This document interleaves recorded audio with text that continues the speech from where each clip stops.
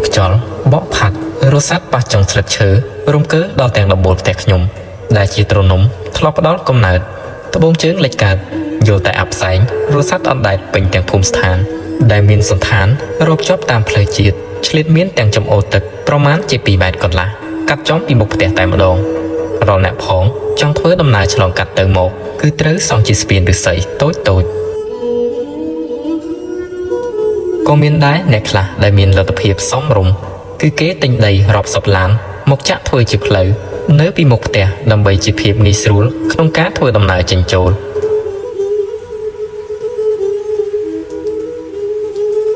อุติหอโดยเชี่ยสลาคมจงพมจีดามคือเกจะใดเลือดสนทั้งตั้งปีระบองปรมใดมาขังต้นนังระบองปรมใดมาขังเตียดได้จีเหตุแกะตีดอกเขมงรถเลงในตีนุจีเรียงรอดไงมันได้คานโปรดใดเนื้อมุกสลาคมนุมีนตีทะเลทอมรอนะ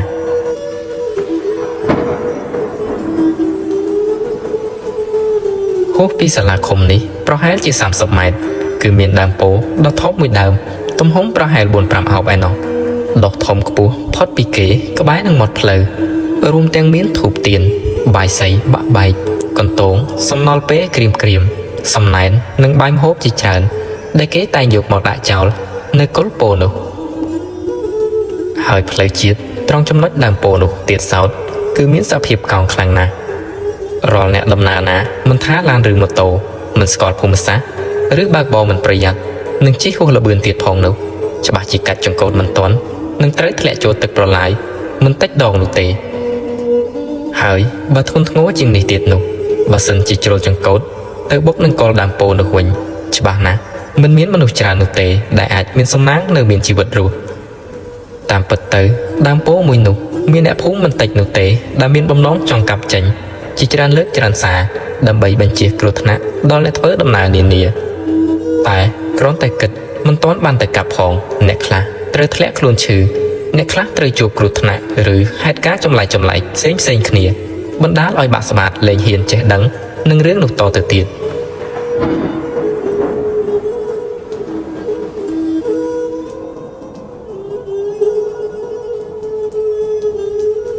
มีนไงมวยนุมองประหารจีปรังปีเตอปรังใบยุบเตอหายขณะได้ในภูมิพิจารณ์บ้านโจสมรักซึ่งแต่สกัดภูมิ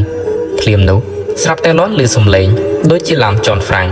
แต่ต้มโนกโดยจีจอนมันจอบเติบร้อนหรือสมเลงพังโดยจีรนเตะลังรมเกอออกดมบดแต่แนวภูมิบงก้อยจีกาบชาวลาวรถชูช้อเตอกันไหลกัดหายแต่งยุบกรุบขเนียร่วมแต่งขยมมันแนวผ่องได้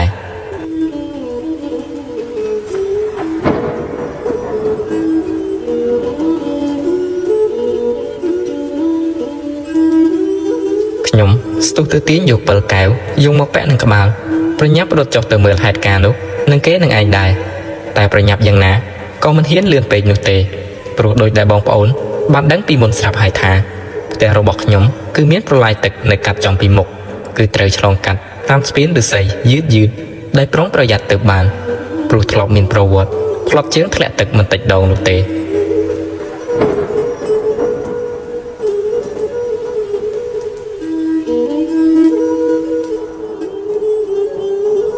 ดอลก็บ้านนึงกันไหลกัดหายขยมเคยอยากภูมิจิตรันจอมรมอูตัวเลิกกลโปนุได้เมียนลานกามรีปอกไม้มือเกลืองมันดังบากบออย่างไม่เตอบกดังโปนุลังรุนขยมมันเฮี้ยนโจเตอบัญชีเก๋ดำใบเมื่อไหลบานเจ็ดนุเตปลุกเคยแต่สับเพียบลานปีจมงายขยมดังนาแต่หายทาแนในขนมนุฉบับที่มันอาจมีชีวิตเนื้อรูนุเตแต่คณะนุได้อ้อมปลอกมันแนได้ขยมบานสกอลกอดอย่างเจาะท่าชี้อมหนักปลุกโกนกอดชมูอากุยคือจีมัดแพะจะสนัดระบบขยมนี้เองกอดบานสไลด์ลือทาชับมักจุยขณีไอเลือนมนุษย์เกียบจอบขนมนี้มันต้อนสลับในลายนุเตลือโดยนี้ขยมเรียงถูตรงบนติเติบสำรัดจัดท้าหนึ่งด้าเติมเมื่อไหลบานจัดหนึ่งเกบ่มร้องด้าเติมกระบายนุเตหายสลับแต่เขื่อนอากุยมัดขยมได้ในเย้ดอลมุนนี้กำปงโชยจมเติร์ดจืงอาจจ๊อกอาจลายในปีกรอยเก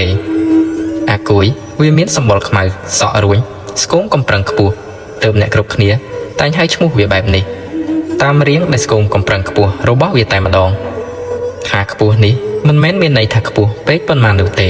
គឺគ្រាន់តែខ្ពស់ជាងក្មេងៗដែលមានអាយុស្របាលនឹងគ្នាប៉ុណ្ណោះខ្ញុំដើរលោបទៅពីក្រោយខ្នងរបស់វារួចអោនទៅចាប់កំភួនជើងរបស់វាមួយទំហឹងដៃបែបពញាក់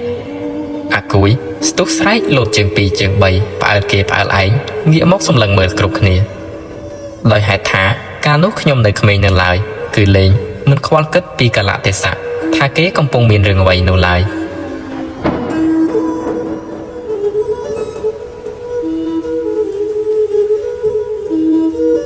អាគួយទឹកភ្នែករលីងរលោងយកដៃមកវាយក្បាលខ្ញុំមួយដៃសឹងតែជ្រុះពិលពីលើក្បាលរួចនិយាយមកខ្ញុំទាំងកំពុងអស់សំណើចនឹងវាថាអានេះដូចជាអត់ពេលលេងអញភ័យស្មានតែជើងកបមកចាប់ជើងខ្ញុំឆ្លើយទៅកាន់វាវិញបែបក្មេងមិនដឹងអីថាជើងកបស្អីថ្ងៃនេះវារវល់អត់បានមកទេព្រោះគ្មានមនុស្សស្លាប់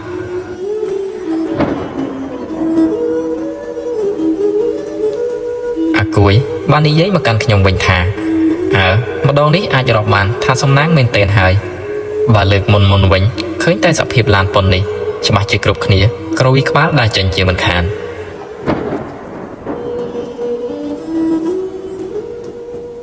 ស្ដាប់មកដល់ត្រង់ចំណុចនេះបងប្អូនច្បាស់ជាបានដឹងហើយថារាល់ហេតុការណ៍ដែលបានកើតឡើងត្រង់ចំណុចនេះពិតមិនមែនធម្មតានោះទេគឺកម្រនឹងមានមនុស្សអាចរួចផុតនៅរស់រានមានជីវិតបានណាទើបអ្នកភូមិទាំងអស់ដែលនៅម្ដុំនេះមានជំនឿថាត្រង់ចំណុចផ្លូវកោងដើមពោធិ៍នេះច្បាស់ជាមានជើងកបកាន់ជាក់ជាមិនខាន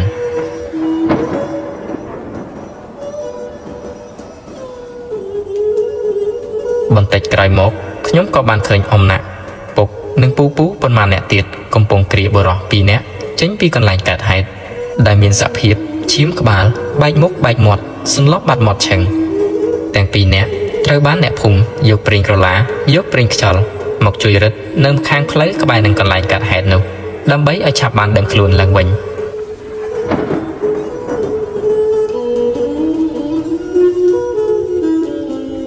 ប្រហែលជាកន្លះម៉ោងក្រោយមកបន្ទាប់ពីអ្នកទាំងពីរមានស្មារតីប្រសើរឡើងវិញអ៊ំណាក់បានសួរទៅកាន់ពូម្នាក់ទំនងជាតកងឡានវ័យប្រហែលជា30ក្រាស់ថាចុះអាក្មួយឯងបើកឡានយ៉ាងម៉េចបានជាទៅបុកនឹងគល់ឈើនេះទៅវិញនេះសំណាងហើយដែលមិនមានគ្រោះថ្នាក់ធ្ងន់ធ្ងរដល់អាយុជីវិត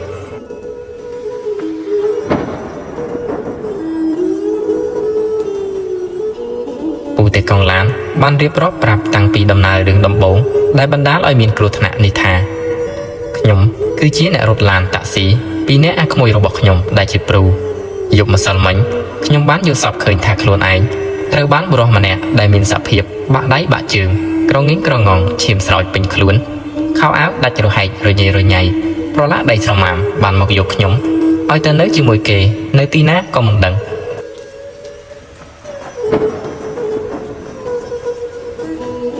ដោយយល់ថាខ្លួនឯងមានគ្រោះទើបថ្ងៃនេះខ្ញុំបានទៅរកលោកឪមួយអង្គដែលធ្លាប់ស្គាល់នឹងល្បីថាពូកែឲ្យលោកធ្វើពិធីកាត់គ្រោះនិងស្រោចទឹកឲ្យតាំងពីថ្ងៃរហូតដល់ល្ងាចទើបរួចលុះជិះវិលត្រឡប់មកផ្ទះវិញមេឃវារៀងយប់ណាស់ទៅហើយជិតមកដល់ត្រង់កន្លែងចំណុចកើតហេតុខ្ញុំបើកបោក្នុងល្បឿនមួយលឿនគួរសមព្រោះខ្ញុំបានស្គាល់ផ្លូវកោងនេះច្បាស់ណាស់ទៅហើយកំពុងបើកសុកមកដល់ជិតនឹងកន្លែងកើតហេតុមិនដឹងថាមានក្របីមកពីណាមួយវងប្រហែលជា10ទៅ20ក្បាលកំពុងដើរលើផ្លូវមួយខាងទៀតក្នុងទិសដៅបញ្ច្រាស់គ្នានឹងខ្ញុំ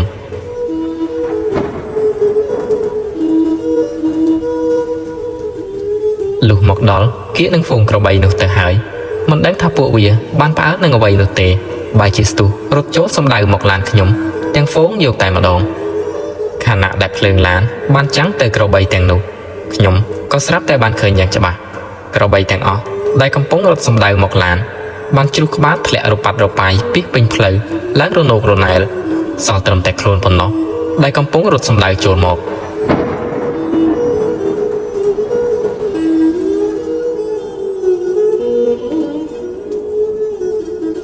ថាឃើញហ្វូងក្របីរត់ចូលឡានខ្ញុំផ្អើលមួយតង់ទៅហើយដល់ឃើញពួកវាសុទ្ធតែកំបុតក្បាលអញ្ចឹងទៀតខ្ញុំមិនណែរត់តែភ័យខ្លាចកាន់តែខ្លាំងថែមមួយតង់ទៀតទើបកាត់ចង្កូតឡានមួយទំហឹងរេមករកគល់ពោនេះតែម្ដងខ្ញុំខំប្រឹងចន់ហ្វ្រាំងណាស់ទៅហើយតែវាមិនជាប់បែរជាដូចជាមានអ្នកណាបានរុញពីក្រោយបន្ថែមទៀតទើបបណ្ដាលឲ្យបុក យ៉ាងពេញទំហឹងចំកុលពោនេះតែម្ដង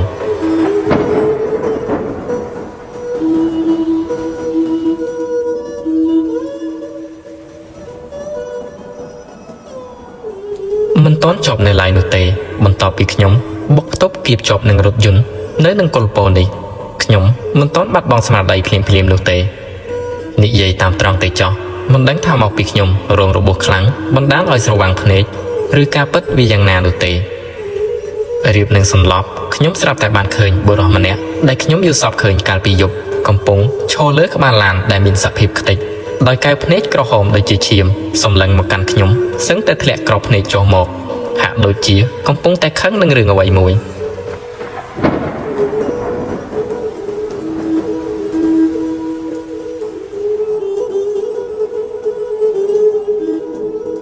បន្ទាប់ពីនោះមកខ្ញុំលែងដឹងអ្វីតទៅទៀតហើយគឺទៅតែបានដឹងខ្លួននៅមុននេះឯងនេះចេះសំណាងដែលខ្ញុំប្រញាប់ទៅរកលោកស្រោចទឹករំដោះគ្រោះបានទាន់ពេលវេលាជាមុនកុំអីខ្ញុំច្បាស់ខ្លាយទៅជាខ្មោចនៅចាំដើមពោនេះជាមិនខាន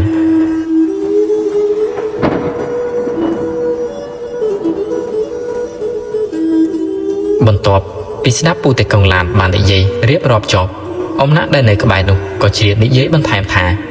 ខ្ញុំថាហើយរឿងហ្នឹងច្បាស់ជាពាក់ព័ន្ធនឹងដើមពោជាមិនខានព្រោះកាលពីប៉ុន្មានខែមុនខ្ញុំក៏ធ្លាប់ជួបម្ដងដែរបណ្ដាលឲ្យខ្ញុំធ្លាក់ខ្លួនឈឺអស់ពេលសឹងមួយអាទិត្យទៅជា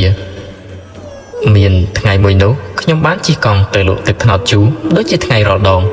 ជាធម្មតាខ្ទង់ម៉ោង5កន្លះគឺខ្ញុំបានវិលត្រឡប់ចូលមកក្នុងភូមិវិញទៅហើយ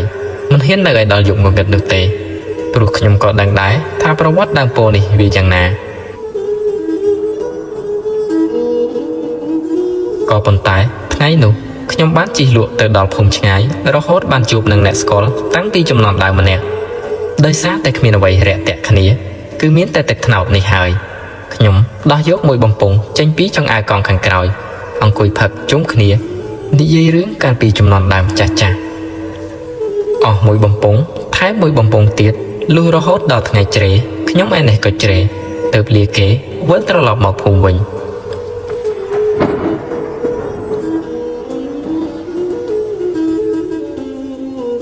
ទំរំខ្ញុំបានជិះមកដល់គៀកនឹងភូមិវិញសភាពខ្ញុំមិនទាន់ស្វាងស្រួលបួលនៅឡើយនោះទេខណៈម៉ោងក៏ធ្លាក់ដល់7យប់ទៅហើយមកដល់ត្រង់ចំណុចដើមពោនេះខ្ញុំស្រាប់តែបានឮសំឡេងភ្លេងគេដង្ហែសពលុះខ្ញុំខំធ្វើភ្នែកព្រមសម្លឹងមើលឲ្យច្បាស់ទើបឃើញយ៉ាងប្រកបថាពិតជាមានគេដង្ហែសពមកមែនគឺមានមនុស្សជាច្រើនអ្នកកំពុងដង្ហែចេញមកពីភូមិ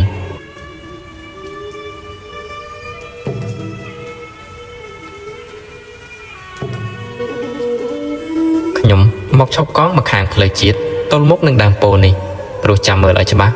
ថាអ្នកណាស្លាប់នឹងមកហែអីទាំងយប់លុះក្បួនដង្ហែសពបានមកដល់ខ្ញុំខំប្រឹងសម្លឹងមើលរូបថតដែលគេកំពុងកាន់ដង្ហែពីមុខក្បួននោះដែរតែមើលមិនបានឃើញច្បាស់សោះមិនដឹងថាមកពីខ្ញុំសល់ជាតិស្រវឹងឬយ៉ាងណានោះទេខ្ញុំដូចជាចាប់អារម្មណ៍ថាក្បួនដង្ហែសពនេះដូចជាមិនមានមឈូសនោះទេគឺហែតែរូបថតរំចាក់ទៅដោយផ្កាជុំវិញសុំតែប៉ុណ្ណោះរីឯអ្នកកំពុងតែហែនោះទៀតសោតគឺខ្ញុំមិនដែលធ្លាប់ស្គាល់មុខម្នាក់សោះនៅក្នុងភូមិនេះខ្ញុំរៀងចម្លែកចិត្តណាស់ដែរតែទំនងដោយខ្លួនឯងកំពុងស្រវឹងខ្ញុំមិនបានគិតថាខ្លាចនឹងរឿងអ្វីច្រើននោះទេ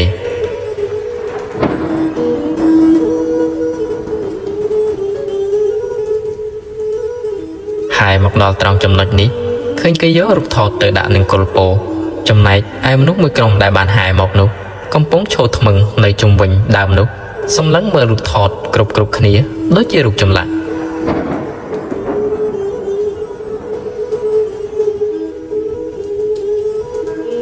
មួយសន្ទុះធំទៅហើយដោយសារតែឆ្ងល់នឹងអ្នកទាំងអស់នោះពេក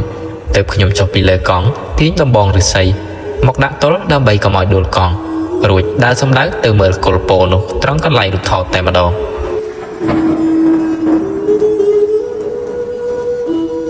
ដោយយល់ថាមានមនុស្សច្រើនអញ្ចឹងគ្មានខ្មោចណាហ៊ានចេញមកលងទាំងកណ្ដាលវងមនុស្សអញ្ចឹងទេតែមានឯណាទៅដល់ចិត្តទៅបានខ្ញុំឃើញច្បាស់តាមពិតរូបថតនោះគឺជារូបរបស់ខ្ញុំនេះឯងខ្ញុំភ្ញាក់ព្រឺតសឹងតែលុះប្រលឹងដាច់ផ្ងាទៅក្រោយអុកគូទៅដីរំពេចនោះ គ្រប់គ្នាដែលកំពុងឈោសំឡឹងមើលរូបថតនោះបែរជាអោនមុខមកសំឡឹងមើលមកខ្ញុំដែលកំពុងធាក់ជើងរំកិលថយក្រោយតិច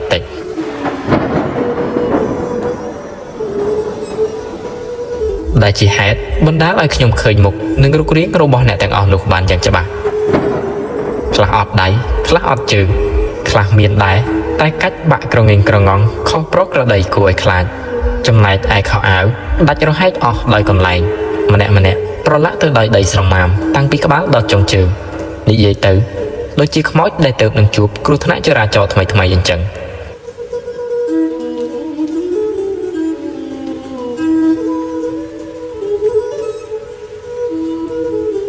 ឃើញដូចនេះខ្ញុំកំពុងតែស្រវឹងស្រឿងស្រាប់តែស្វាងចាស់ភ្លាមដូចជាគេចាប់កន្ត្រាក់អ្នកណាដែលនិយាយថាមនុស្សស្រវឹងមិនចេះខ្លាចខ្មោចខ្ញុំក៏ដាក់មេប្រូចរត់ចេញចោលកង់មិនខ្ចីងាកក្រោយនោះទេមកដល់ផ្ទះវិញខ្ញុំត្រូវធ្លាក់ខ្លួនឈឺអស់ជាង1អាទិត្យទៅជាហើយខណៈដែលខ្ញុំកំពុងនិយាយនេះដោយសារតែមានមនុស្សនៅជុំគ្នាច្រើនទេកុំអីខ្ញុំគ្មានហ៊ានជាមួយនឹងដើមពោធិ៍នេះឡើយ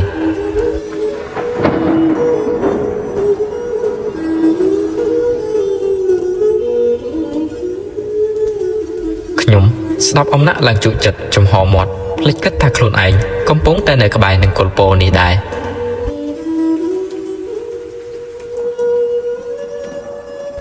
បន្ទាប់ពីនោះប្រហែលជាកន្លះម៉ោងក្រោយមកក្រុមគ្រួសារពូតេកង់ឡានទាំងពីរដែលបានជួបគ្រោះថ្នាក់ចរាចរណ៍មុននេះបានមកដល់យំផងស្រែកផងព្រោះឃើញពួកគាត់ទាំងពីរមិនបានកើតអីធ្ងន់ធ្ងរខណៈដែលរថយន្តឯណោះឡើងរួញជាប់នឹងគល់ពោធិ៍ទៅហើយ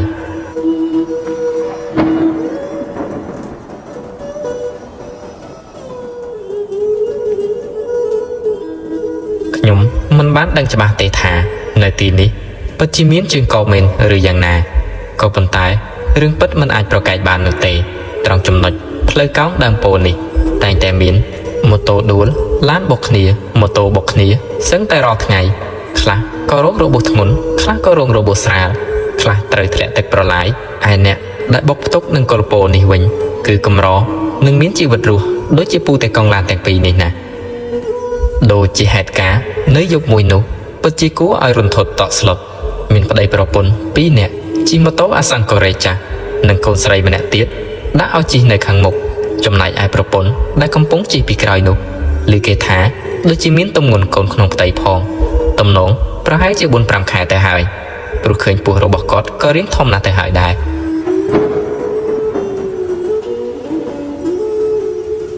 លុះជិះមកដល់ត្រង់ចំណុចផ្លូវកោងផុតនឹងដើមពោធិ៍នេះបន្តិចទៅហើយស្រាប់តែមានបុរសម្នាក់អ្នកណាក៏បានស្គាល់ផងដែរថាជាក្មេងស្ទាវប្រចាំតំបន់បានជិះម៉ូតូអាសង់010ស៊េរីថ្មីទើបនឹងចេញមួយគ្រឿងក្នុងស្ថានភាពស្រវឹងបើកបរបញ្ច្រាស់ទិសគ្នានឹងប្តីប្រពន្ធខាងលើមកដល់ត្រង់ចំណុចកាត់ហេតុភាគីខាងក្មេងស្ទាវមិនបានបត់ទៅតាមគន្លងផ្លូវកោងនោះទេគឺជិះមកត្រង់ស្លូដោយល្បឿនលឿនហួសចូលគន្លងគេមកខាងទៀតបណ្ដាលឲ្យបុកទៅលើប្តីប្រពន្ធដែលគេកំពុងជិះមិនដឹងអីយ៉ាងពេញទំហឹង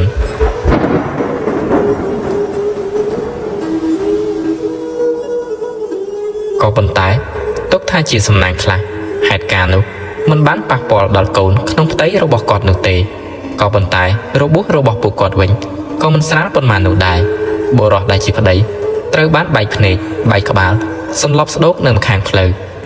ចំណែកឯស្ត្រីជាប្រពន្ធត្រូវបានបាក់ជើងឆ្វេងម្ខាងកំពុងអង្គុយស្រែកយំដោយក្តីឈឺចាប់នឹងតក់ស្លុតនៅចិញ្ចើមផ្លូវរីឯកូនស្រីតូចដែលជិះនៅពីមុខវិញមិនបានកើតអ្វីធ្ងន់ធ្ងរនោះទេព្រោះខណៈពេលនោះកូនស្រីតូចរបស់គាត់បានខ្ទាតចូលទៅក្នុងទឹកប្រឡាយប្រងនិងត្រូវអំណាក់ដែលនៅកន្លែងកើតហេតុនោះស្រាប់ស្ទុះលោតចូលទៅតាមនិងជួយសង្គ្រោះបានទាន់ពេលក៏ប៉ុន្តែនាងតូចបានសន្លប់បាត់បង់ស្មារតីទៅហើយតែជាសំណាងមិនបានធ្ងន់ធ្ងរប៉ះពាល់ដល់អាយុជីវិតរបស់អ្នកណានោះឡើយ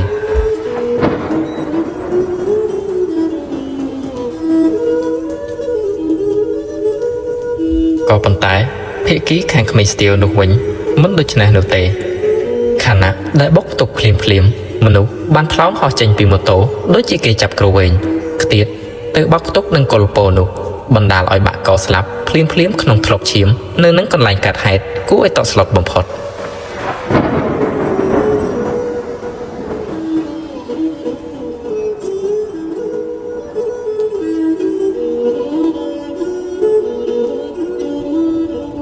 ដោយសារតែមានគ្រោះថ្នាក់ចេះតែកើតឡើងនៅទីនោះញឹកញាប់ពេក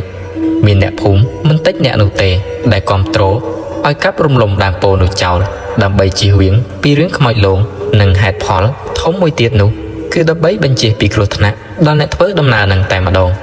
ទាំងខ្មោចលងទាំងគ្រោះថ្នាក់និយាយទៅនៅដើមពោធិ៍នេះគឺមានមួយចប់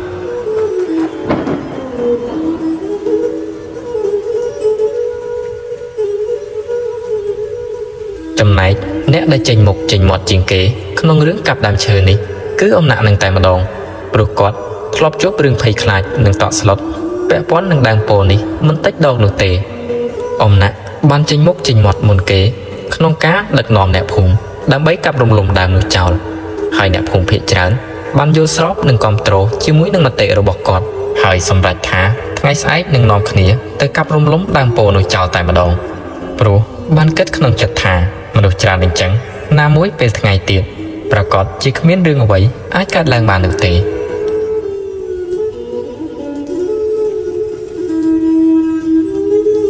តែមានឯណា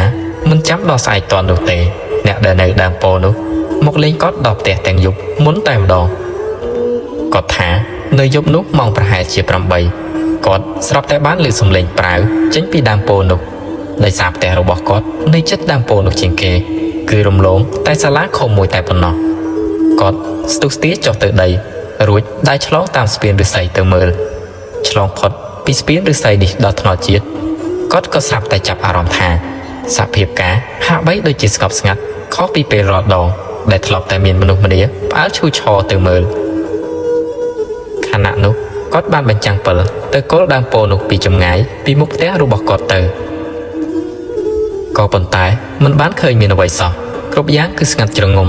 ទាំងដែលរំបាញ់មិញបានលឺយ៉ាងច្បាស់ពេញត្រចៀក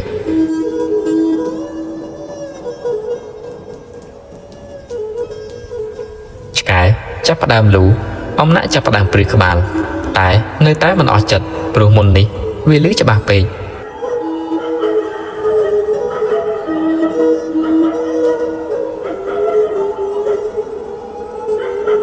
គាត់ដើរសម្ដៅទៅដើមពោធិ៍នោះម្នាក់ឯងយឺត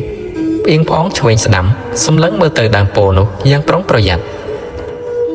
ខណៈដែលគាត់ទើបនឹងដើរចេញផុតពីមុខផ្ទះបាន 4-5 ជំហានភ្លើងពិលរបស់គាត់ស្រាប់តែបញ្ចាំងឲ្យឃើញមនុស្សមួយក្រុមយ៉ាងច្បាស់ចែសមិនមែនជាផ្សែងមិនមែនជាស្រមោលព្រាលអ្វីទាំងអស់គឺជាមនុស្សស្រស់យកតែម្ដងខ្លះអត់ដៃខ្លះអត់ជើងខ្លះកំបុតក្បាលឈាមស្រោចពេញទាំងខ្លួនកំពុងរត់ស្រូដៃប្រវេប្រវាច្រងៀងច្រងាងសម្ដៅមករកគាត់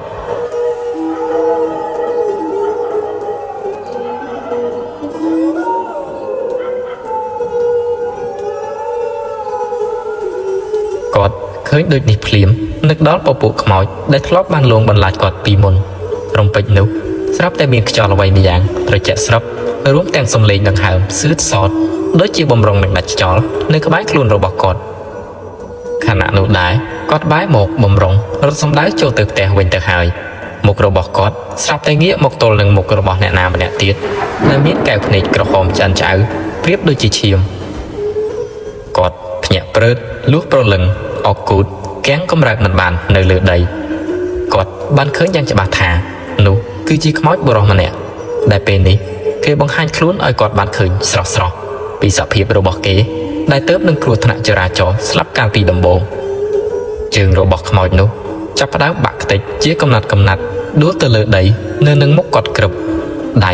កាច់ចុះកាច់ឡើងចំណែកឯកបាក់ឆ្អឹងភេផុសបត់ទៅក្រោយរមូរជុលគ្នាឈាមស្រោចពេញទាំងខ្លួនប្រឡាក់ដីស្រមាម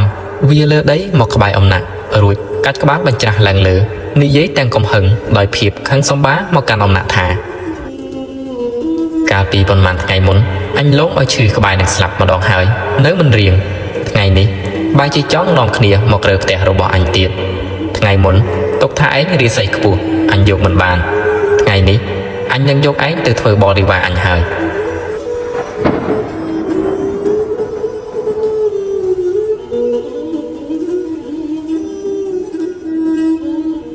มอดนุธาจอบก็โรลีคลุนมาดองมันติด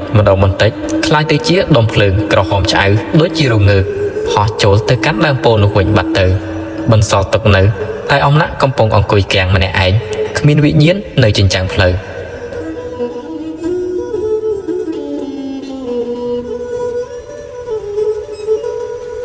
ลูกบัดมันเคยประเดี๋ยวไปเตอประปนระบอกกอดจกหมกตามสลับแต่บานเคยอมละกำปงองกุยแกงสะดุกโดยจีรุกจำละมาในไอ้ประปนระบอกกอดสไลด์ไปเอาชาวลาวแตงเพียบไพ่คลายต่อสลบแตงยกขณะได้เคยประเดี๋ยวคล้ายเตจีสับเพียบแบบนี้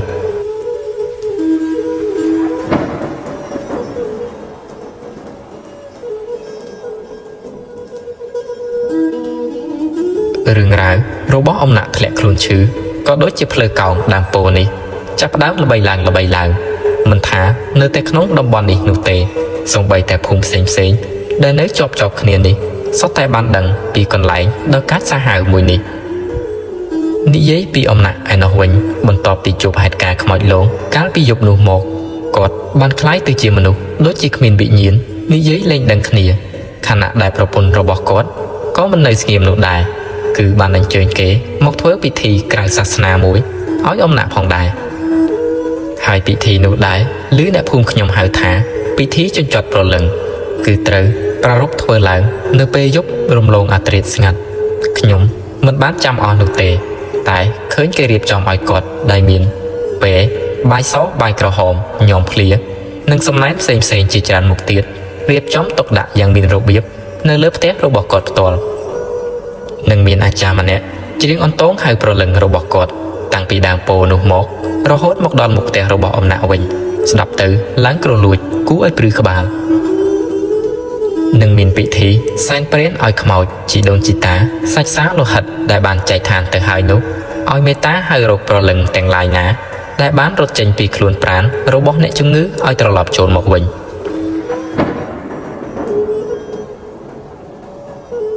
นิยัยสังขบตรองจำหนดนี้ตรองปนนิเตจอโปรการนุขยมในจ้ำมันใส่จะบางนุเต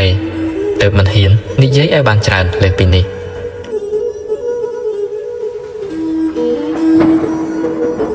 มันตอนจอบเนื้อลายนุเตโดยซาแต่เรื่องนี้เบี้ยบ้านระบายสาวสายแต่งขนมดมบอลนังกระดมบอลระบอกขยมเติบบองปลอมมันเนี่ยได้เชื้อแต่กองลานการบิดไงมุนบานนายน้อประปนระบอกอมนะอ้อยก็เตอโรกลูกตาใจอัธิกามันเนี่ยเนื้อวัดภูมิตะบงอ้อยโลกจุยเมินปรุโลกปูกายนะปูแต่กองล้านบ้านได้ย้ายบรรต่อทาการกอดจูบเหตุการณ์ในดังโปนุเลิกมุนกลมแต่บานโลกองนุเพื่อพิธีรมดอกกรุสอยตึกเอาจีมุนกลมไอ้ก็ยกชีวิตก็เตอบานบัดเตอหาย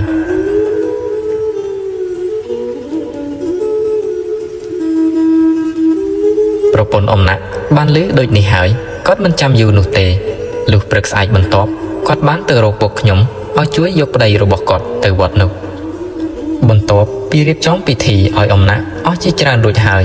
กอดมันต้อนบางจีสรุปบุญนิยัยดังกรบเรื่องเพลียมในลายดูเตคือรอไงสัลลูกตาบานประดามทาเตยยกอมนะมาอ้อยกอดเรียบจ้องเธอพิธีอ้อยรอสัลจะดัดขาดกำคาน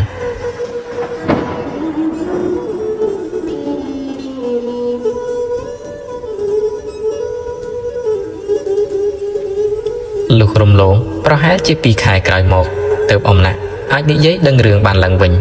หนึ่งนิยัยรีบรอบอย่างลมอัดปียกได้บานกัดหายนุ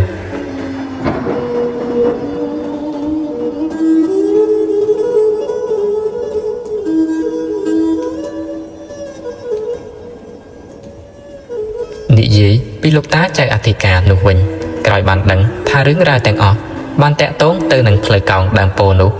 โลกมินซังเดกาปรับเตอเนี่ยภูมิแต่งออกเนียอ้อยบ้านดังทาคือปัจจิมินขมอยหรือจึงกอบในจ้ำตรงกันไหลดังโปนุเมนเกกาดหนึ่งมิ้นกำกระคลังหนักเกเนตีนุออกเปรจีอยู่นะหมอกหายมันอาจเตอบอมพลายกันไหลระบอกเกบานุเตถอยแบบนี้นอนแต่เกมินกลมหึงหนึ่งจ้องอาคิดกันแต่คลังหลังแถมตีด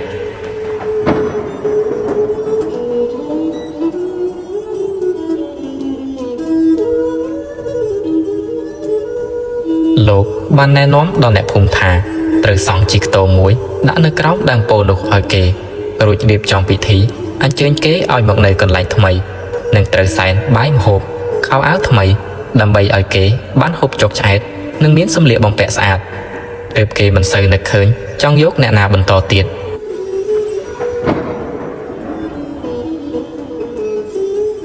hai riêng rọt ngày sau complete dốc bài hộp từ đã sàn oi kế công khan ri ai lốp nâng số thó ở từ cơ sol oi kế chỉ riêng rọt ngày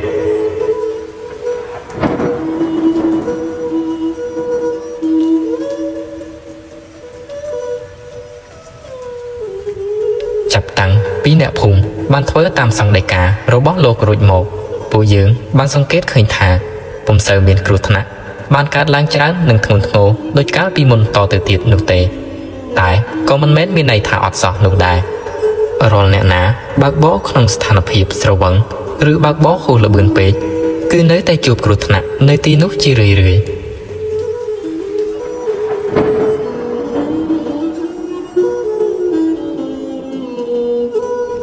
nhom kịch thả riêng bác bó khô là bươn nâng riêng bác bó không sanh phiệp sầu vắng chụp cửu thana nơi ti nút vì mình vẽ bón nâng đàm pô nụ tề cứ đời xa mình được dưỡng pro hơn mình miên cá trongประหยัด để luôn anh từ bên tề chỉ trong cõi xuống bóng bóng thôi đầm nà tới nà mọc ná pro cóp tới đòi sọc sâu và tập hiệp nâng trong ประหยัด ở bàn cua pro bộ dưỡngแต่งออกนี้บ้านสังเกตเคยสับหายทางสังคมเราบอกdưỡngสับไงนี้ครูทนันจะราจอพิจารคือบงกอหลังได้ซากาบักบอกขนมสถานพิบสระวังนึ่งมันมีกาปรองประหยัดសូមអរគុណនិងសូមជម្រាបលាជួបគ្នាជាមួយនឹងសាច់រឿងក្រោយៗទៀត